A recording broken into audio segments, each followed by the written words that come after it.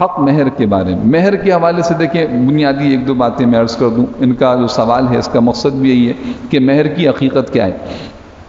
نکاح کے موقع پر جو شریعت مطہرہ نے ایک ازدواجی زندگی میں جو شرائط بیان کی ہیں کہ 2 گواہ ہونے چاہیے، عاقل و بالغ مرد و عورت، ایجاب و قبول رضامندی کے ساتھ، وہاں ایک چیز مہر بھی رکھی گئی ہے کہ کچھ رقم کسی صورت میں، رقم کی صورت میں ہو، سونے چاندی کی صورت میں مال ہونا چاہیے، وہ شوہر اپنی بیوی کو دے گا اور یہ بیوی کا حق ہوگا شوہر کے اوپر، اس کو دینا ضروری ہے۔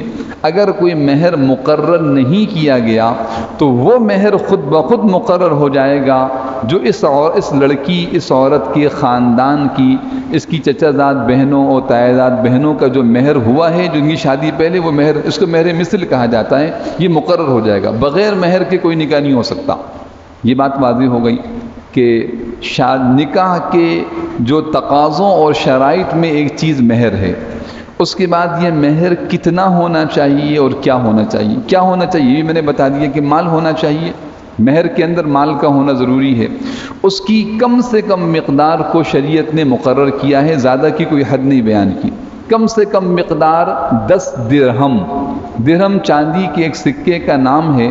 حضور علیہ السلام کے زمانے میں درہم کی جو مقدار تھی چاندی، اس کا وزن تھا، اس کا وزن لگایا گیا تو آج کل کے اعتبار سے تقریباً 3 تولہ چاندی بنتی ہے۔ 2 تولہ 7.5 ماشا، تقریباً 2.25 تولہ، احتیاطاً آپ 3 تولہ رکھ لیں۔ 3 تولہ چاندی، جس دور میں بھی مسلمان رہیں گے، 3 تولہ چاندی کی جو قیمت ہوگی اس سے کم مہر مقرر نہیں ہو سکتا۔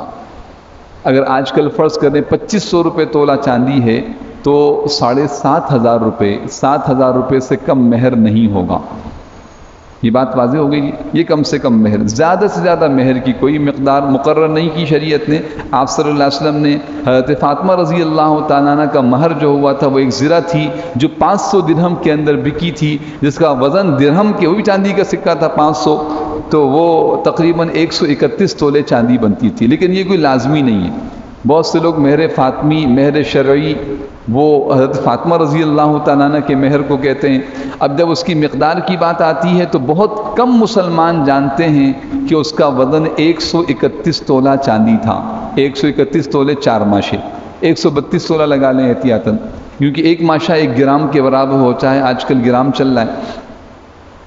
تو عام طور پہ مسلمان کیا کہتے ہیں؟ 32 روپے 8 آنے، 32 روپے 8 آنے کوئی مہر نہیں، یاد رکھیے، کوئی مہر، مہر شرعی ہے، کوئی مہر شرعی نہیں۔ 131 تولے 4 ماشے یہ مہر شرعی نہیں ہے، مہر فاطمی ہے، حضرت فاطمہ رضی اللہ تعالیٰ عنہ کا مہر۔ ہمارے مشائخ، بزرگان دین، ہمارے علماء اس کو افضل سمجھتے ہیں، بابرکت سمجھتے ہیں، لیکن لازم کوئی نہیں ہے، کیونکہ آج کل اس کی مقدار بہت زیادہ ہے، لاکھوں میں چلی جاتی ہے، چاندی مہنگی ہے۔ البتہ کم سے کم مہر وہ 10 درہم ہے، یعنی تقریباً 3 تولہ چاندی۔ یہ بات واضح ہو گئی۔ آخری بات مہر کے عنوان سے، تاکہ یہ بات اچھی طرح عنوان سمجھ میں آ جائے کہ مہر رکھنا کتنا چاہیے۔ آدمی، نکاح کرنے والا جو آدمی ہے، دولہا ہے، اس کی حیثیت کے مطابق رکھنا چاہیے، حیثیت کے مطابق، کیونکہ اس نے ادا کرنا ہے، لکھوانا نہیں ہے، نام نمود نہیں کرنا، کوئی شوشہ مقصود نہیں ہے کہ جی ہمارا 2 لاکھ روپے مہر، ہمارا 5، بھئی ادا کون دیتا ہے؟ اور اس سے بدترین صورت کے معاف کروا لیں گے۔ یہ دونوں باتیں انتہائی نامناسب ہیں۔ یہ مہر اتنا لازمی حق ہے مرد پر عورت کا کہ فقہا نے لکھا ہے کہ اگر زندگی میں مہر نہیں دیا تو انتقال کے بعد میراث میں سے پہلے مہر دینا پڑے گا بیوی کو۔